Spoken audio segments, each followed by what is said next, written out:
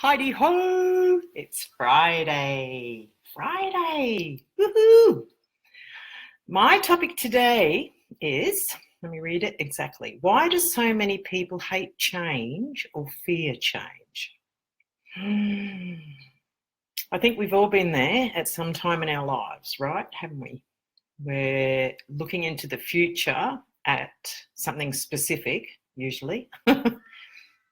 We start to panic about it and start to worry about it and start to overthink about it. Now, mind you, I am talking in general here. Did I say it was Cheryl Anderson here? Well, it is. Now, I was only talking with my sister yesterday, and we were just talking in general, just about life and things. And it came up, and we were just talking about, making changes in our lives to do with health and getting away from old habits, getting into, trying to replace them with new habits, but feeling confident and in control, well, per se, at doing this. And I said to her, do you know what? I think that why people fear change, not everybody, but the people that do, is because they feel they need to be prepared for it, or they actually need to have planned the change. As if you can't plan change. You can plan around, like I said, weather and weddings, if you're moving house. I mean, there are certain things for sure you plan that changes, that you can plan for sure. Hi, reader. But what I notice is there's a lot of people wanting to control change so they can have it when they want. Like, I'm not feeling great today. I don't want to change today because I'm pissed off or I'm angry or whatever. I want to change tomorrow. Hi, Donna. Thanks for joining. And so I think there was this measure of needing to control it. Now, I'm coming from a female's perspective. I can't think like a man, so I'm talking from a female's perspective. Now, change, for the most part, there's change happening all the time. If, like on the planet, if the planet didn't change and it didn't rotate, if the planet stopped changing, right, there'd be no air, there would be no flow of water. In fact, if we stopped rotating like that, if change stopped, everything on the planet would be decimated in an instant. In an instant, it would just, because we spin and we orbit. So you can imagine if change stopped, it would be cataclysmic. We'd probably just blow up. It'd probably just tear to pieces. So, and then all the way down to the small things, like our bodies, they change. Do you know, like everything changes, yet we have an apprehension to the changes that we can't control, all right? Like the wedding and the weather, that's fine, you can plan around that. But the going through hard times when you learn because something changed, whether you liked it or not, maybe a friend screwed you over and suddenly, the events change, like it or not, and you're stuck and you have no choice but to, fumble your way through or whatever to learn. These are the changes that I think sting people and that they fear. Because, when something changed and it was out of control last time, oh my God, I felt terrible, or I felt belittled, or I felt out of control, or I felt someone had control over me, or whatever the situation would be. Now, and when I looked at it, I thought it's nearly like people want to plan for change. So what happens is they start wanting to plan for the unknown. You can't plan for the unknown, right? And the older you get, the more you realise that, okay? So in the event of understanding that the change that is happening, if we get out of the way, is simply like I've written in my explanation here, what was it? It's like being imagine your life is a boat, all right? And you're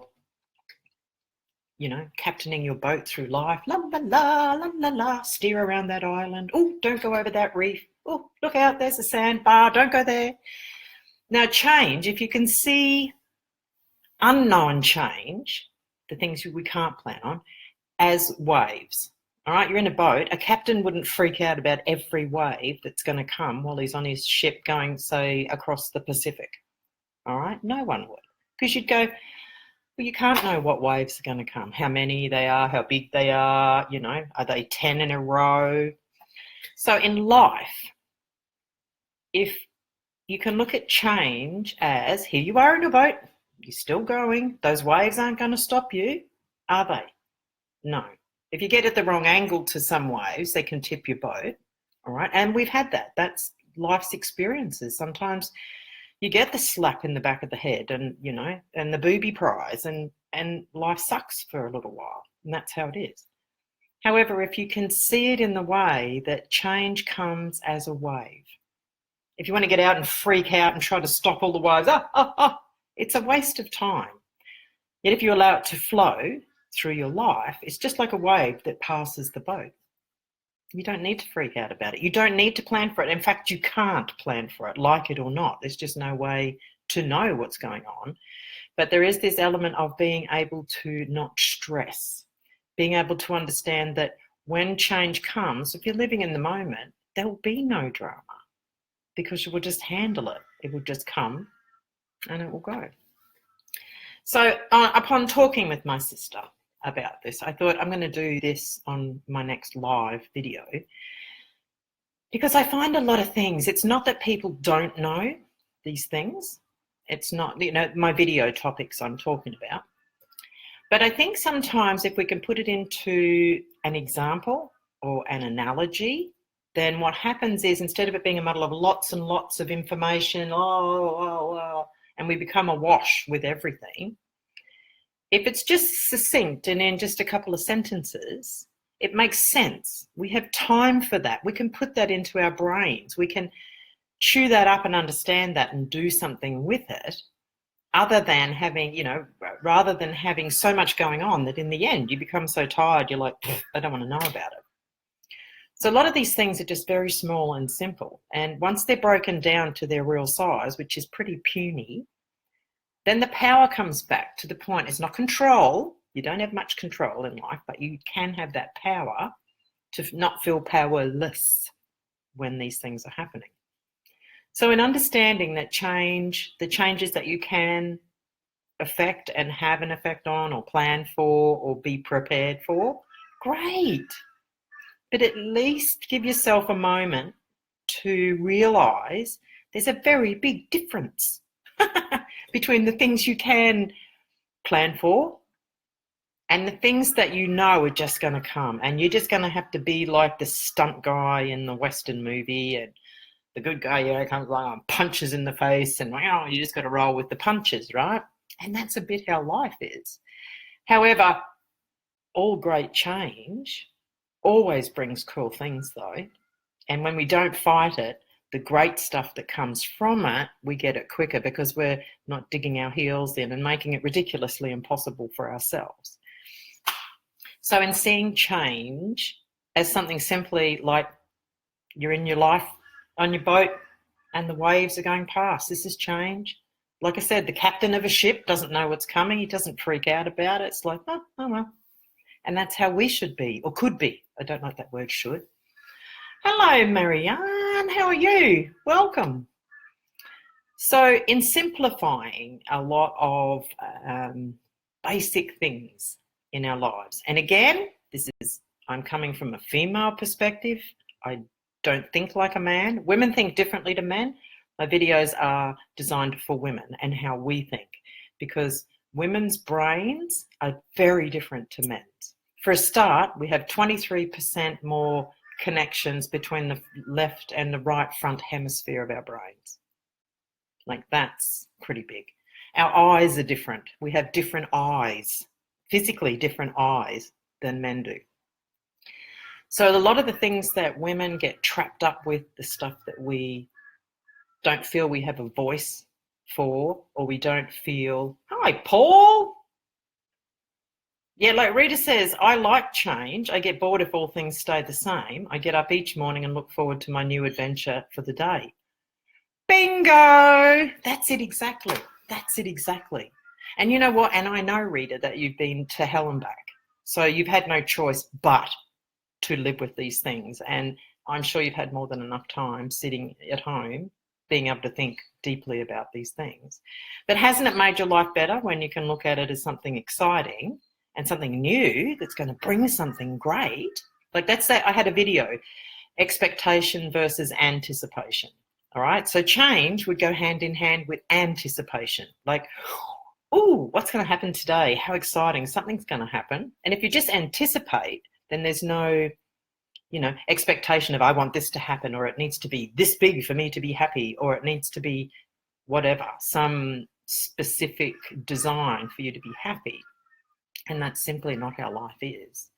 But in being able to understand that all of the things that go on in our lives as women, there's a lot of bad habits. There's a lot of ingrained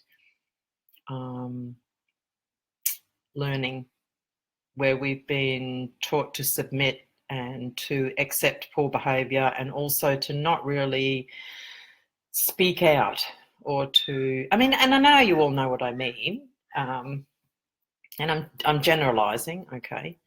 So the things I talk about on my videos are basically what I consider to be, I spend a lot of time thinking, and I've spent a lot of time on personal development and honing my skills and chipping away at the negatives that I have, and really, really knuckling down and researching that. I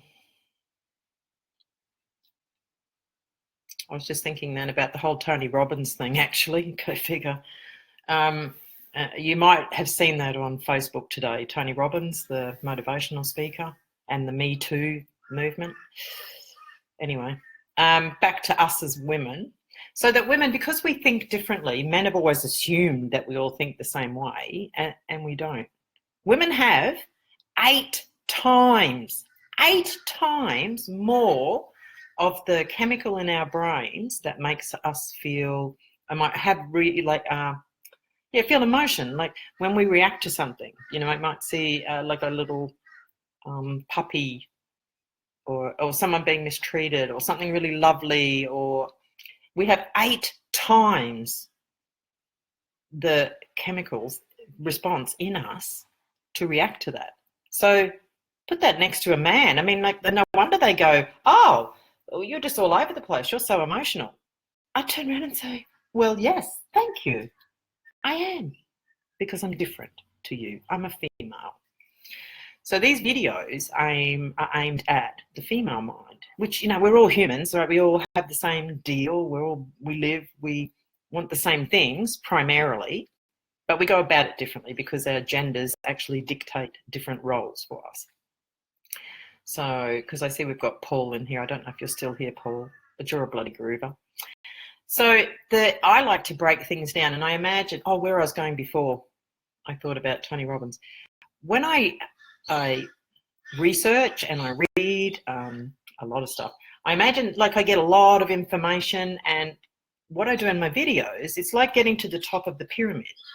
So I accumulate, not accumulate, like it's something so big and you condense it down to a topic that's easy to talk about and easy to digest instead of some big, because life, it can become a really big muddle when you're just getting along, living your life, doing your day-to-day, getting your butt out of bed in the morning, and whether you've got kids or a partner or animals or nothing, it doesn't matter.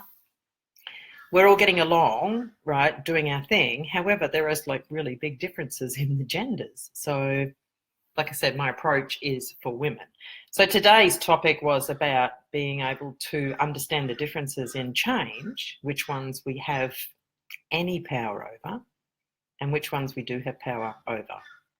So in seeing, Rita, I have a wonderful friend named Tony Roberts.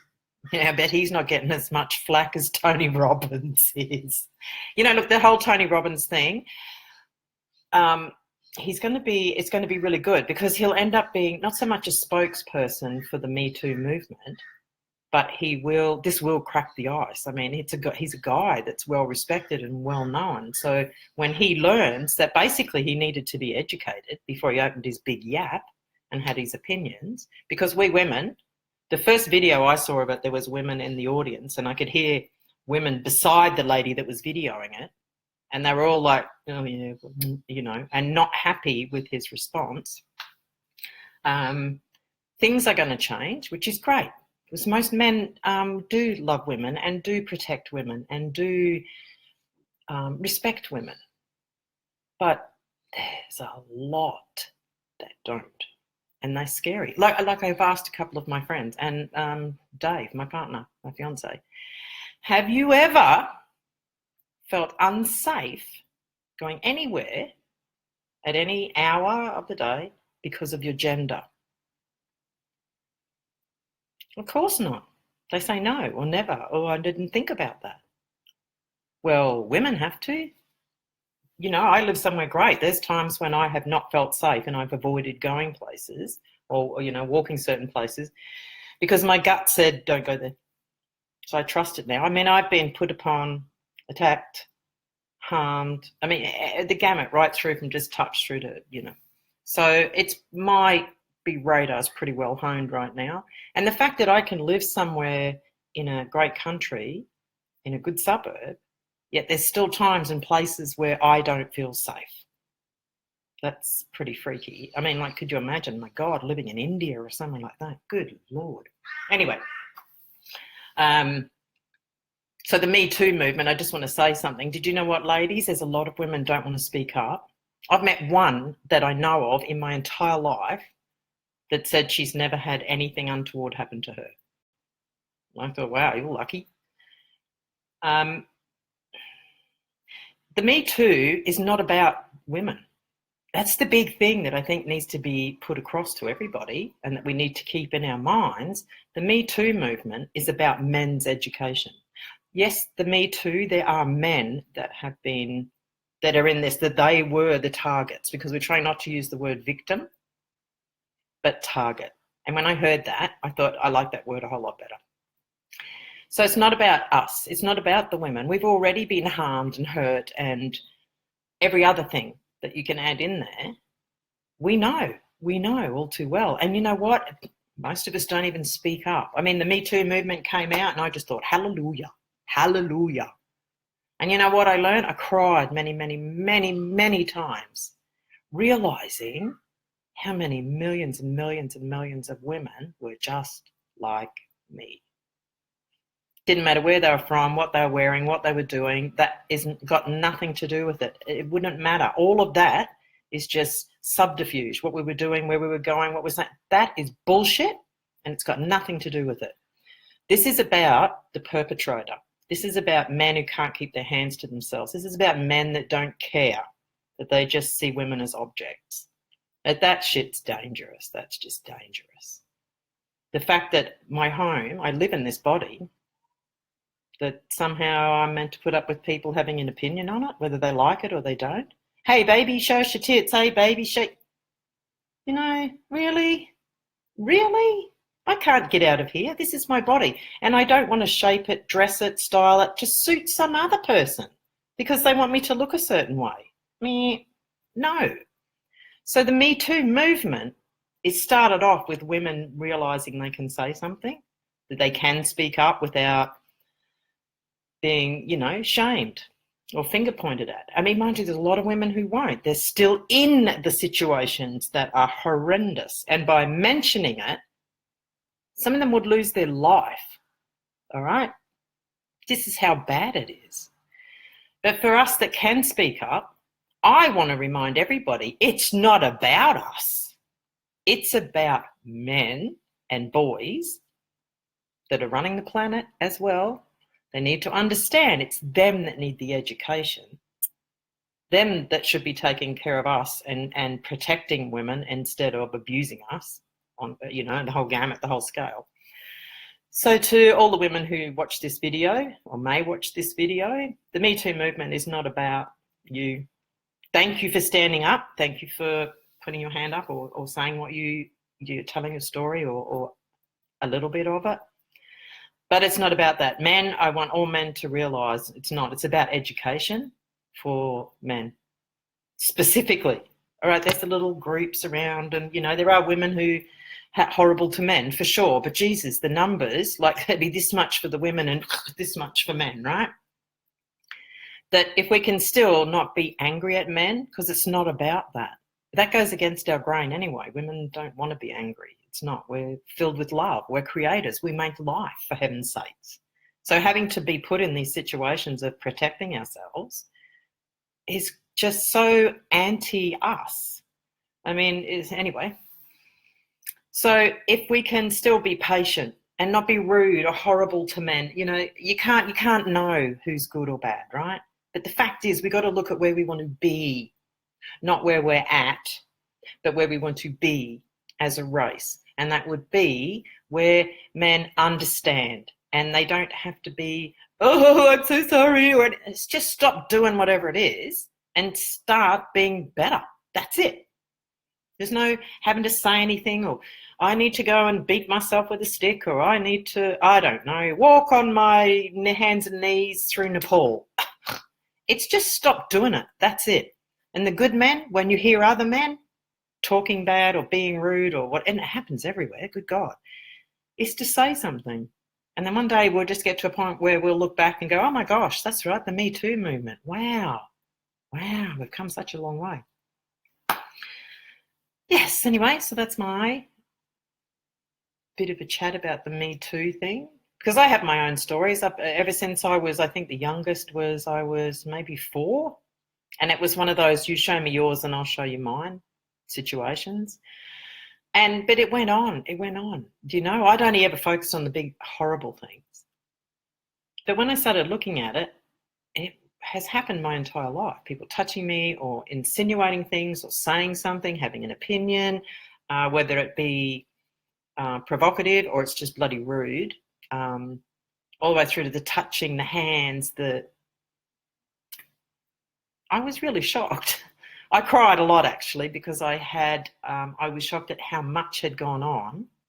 But because it goes on incrementally, bit by bit here, bit there, it's not like, public transport going to work, you get on and off every day at the same time. This stuff just comes, it happens. And it's not women's fault. I don't care what anyone says. It's not their fault. But I was shocked at how often it had happened and how many times it had happened at all different ages, in all different scenarios. Like, no, I wasn't adult. I was young through a lot of it. So it wasn't like I was being sexy or dressed up or anything. Not that that should matter. But when I realised, oh my God, I've been going through this my whole life and just pushing it aside, stifling it. Oh, I pushed that down. Or up. In the end, all that happened is I thought my voice is never going to be heard and I'm not worthy of any better treatment. That's scary. That's really scary because it was so constant. And it was from men I knew, men I looked up to when I was young, be they much older or just a few years older than me. And it sent a very, very clear message, that I didn't see and I didn't understand. And I kept to myself because I thought I was just revolting and horrible and not worth it. And I know now that there are millions, probably billions of women that feel like me. And what a bloody relief when the Me Too thing came out, because it was like, oh my God, all these people. And like, even people that you assume were so powerful, and like Angelina Jolie, what's the other one? Kill Bill, Uma Thurman, every one of they just keep coming out. And I remember thinking, gee, I wouldn't have thought you. I would have thought maybe you, and then my brain went, yeah, that's that old thought. Oh, well, they're just too powerful or famous or whatever for that to have happened to them. Well, no. In fact, it's probably worse for them because they're a product, right? All actors, all of them, they're just product. So in understanding that made a big difference for me, but also it made me have to look at all the things that had gone on. And, I'm pretty much at a point where I can go, okay, well, yeah, it's not nice. I don't want to really know about it. I don't dwell on it, that's for sure. Shit. But it does teach me the gravity of what's going on, and also then puts huge emphasis on what I do now. My day job is I'm a creatrix transformologist, which is using a method that is based on epigenetics, which is before your genes, before you just came and became this person in this life, right? You have a genetic history, you have a genetic cup, and what happens is each life, there's occurrences, good and bad, go into this genetic cup. And every life through your ancestral past, you've picked up stuff. So that's why in this life you can have weird responses to things that you've never had a catalyst for. You've never had something happen, yet you still have this strange reaction to things. It'll be something in your genes it could be from like 10 generations ago. So what I do, this method is absolutely brilliant. It was written and designed by a woman here in Australia about 7 years ago called Maz Shermer. Very clever, very talented. I could probably talk for an hour on her skills and what she's done, what she's learned, what she's read, what she's designed. Anyway, I've been through this process and I can tell you it's nothing short of mind-boggling and soul-freeing, because what it does is through this process is you can get into the unconscious mind and take out the negatives, all of the stuff that blocks you and holds you up and stifles you and creates ridiculous patterns and ridiculous negative limiting thoughts. It's this, because women, we think differently, remember? We take a lot of shit on board, stifle it. You can only put so much stuff in there and keep pushing it down, pushing it down, pushing it down before it becomes a crazy, unrecognizable mess. And it's difficult to live a life when that's what's happening inside of you. You know, how can you have wonderful, creative, original thoughts and beliefs and feel yourself being creative and expressive in your life when you've got like a rubbish tip full of shit that came from way back? It needs to be cleared before you can be clear yourself. So this Me Too movement has just made my passion even stronger, even more. I mean, I'm really jet powered now when it comes to this, because I know the damage that's done through, you know, this offences against women, let's call it that.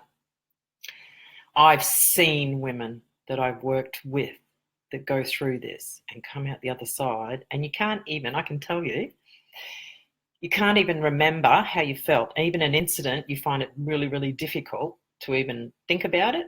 Like I had rage and anger, right? It was big ones for me. Once I'd been through it, trying to remember, you watch a before video of yourself, because you need it, it's proof. Because you come out the other end and you're trying really, really, really hard to remember what was it like? What was I thinking about myself? What did I think about other people? How was I feeling? And it's nearly impossible. We can do it in a intellectual level, but the rest is gone. It's just absolutely cleared out. Like when you hose out your garage, that's what it feels like. So what it does, you do that and it just leaves all this wonderful space for this amazingly creative, beautiful, feminine soul that we all are. So if you want to know more about Creatrix and you really are looking to get beyond things that are holding you up, or stuff that you thought in your past, you thought you could never get over, that you'd never get beyond. It's like, oh, I can never be past that. You can, all of it, every single last bit. You might have a memory of it, like I said, but it's gone. It's not there. It's just, so even the moments that used to trigger me, I can see them straight up now. Music, sounds, smells, nothing. I just don't have anything anymore. It's gone. So triggers, there's no triggers. I can see stuff and it just does not do anything to me anymore, which is, I thought I was going to be stuck being a little bit screwed up for the rest of my life. And I thought I needed to keep it a secret that I was still a bit screwed up. But then I realized everybody's hiding it because they all think they're screwed up. It's crazy, right? But back to today's topic about change. Oh, I've got this eyelash in my eye. It's driving me nuts. Anyway, the change. So if you look at your life and realize the stuff that you really have no control over, it's just imagine, you may be on a surfboard and just cruising along, here comes something, you're just going to ride up and over it. And you're going to come out the other side and it's going to be cool. Because you don't need to expend any energy. You don't need to think about tomorrow. You don't need to plan for the future in that regard. In fact, you just waste time. You slow it down and you actually start to minimize the effects that the universe can have, or, whatever great power you believe in, right? The maker of the universe, the whatever. But in giving yourself the grace to not have to panic about the future or worry, did you make right decisions in the past, leaves you more time to be your fantastic magical self. Because that's what evolving is about, right? Human evolution is getting to the point where you can get beyond all the stupid, small, ridiculous obstacles that just amount to nothing. Just they're nothing when you look at them. But they're how we learn, like this is how we stretch and become more, is because we learn and we grow. And this is how we expand, this is how all great things happen. But we can learn to get out of our own way so great things can happen quicker and with the least amount of fuss. And the best part is when you do this, your vibration goes up. Like attracts like, right? So when you're feeling like really cool and groovy and chill, what do you attract? You're a magnet for whatever you're feeling. If you're feeling down, you're going to get more of that. You're feeling up, you're going to get more of that. So in learning not to fuss about the things you have no control over, puts you in this wonderful ideal state to just be happy, find joy, have a raised vibration and enjoy the interactions that come from that vibration. See, that's life.